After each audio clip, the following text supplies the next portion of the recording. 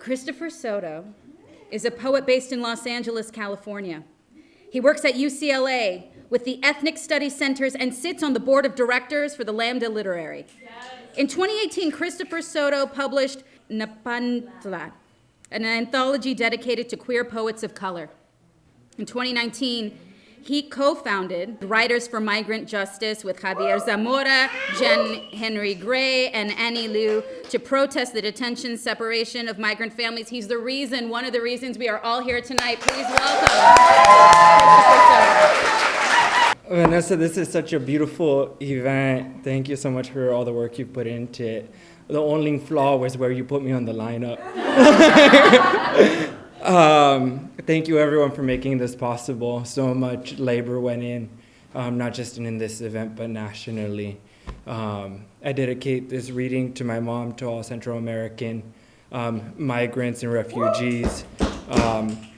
Okay, this first poem is called I've Been Yearning for a Riot.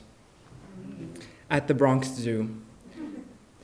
The cobras unlock their jaws into safety pins, pick open the locks of their terrariums and escape. The penguins throw student loans at women with Prada purses. So upset, the thought of happiness existing anywhere seems insulting. The albino rhinoceros pushes open the gates of his captivity. How he dreamt of a road trip and camping in Yosemite.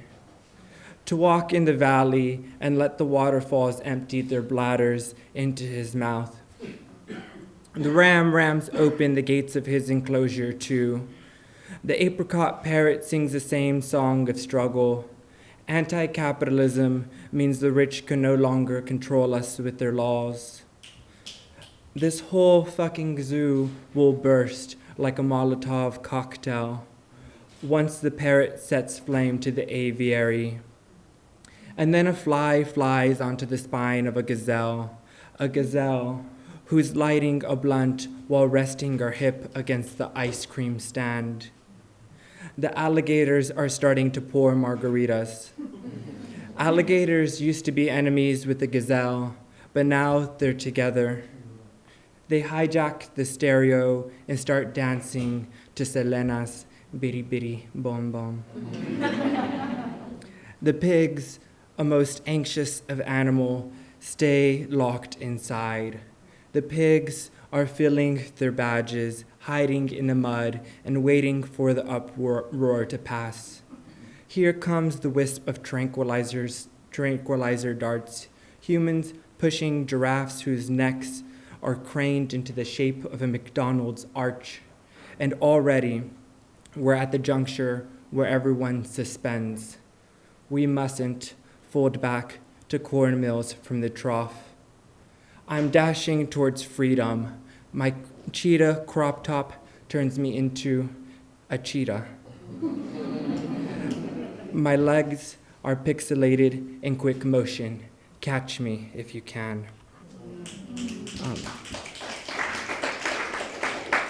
I'll read. Poets are weird. So I have been throwing away all of my titles lately and kind of just letting my dreams be my titles, and I was having a crisis for a week. I don't know how poets have this crisis in the middle of the Trump administration, but I was worried about the Joshua trees and their names, because I was like, what if one of the Joshua trees was actually Jose and Joshua is their assimilated name? Or And then I was like, or what if the Joshua tree is trans and it's actually like the Jessica tree? And then I was like, what if the Joshua tree is tired of homogeneity, and just wants to be like Frank? And then I was really just preoccupied of like the sorrow of having to be a Joshua tree in a desert with other Joshuas. So I put this title, but it has nothing to do with the rest of the poem. So I'll have a long suspended pause in between. The Joshua tree submits her name change.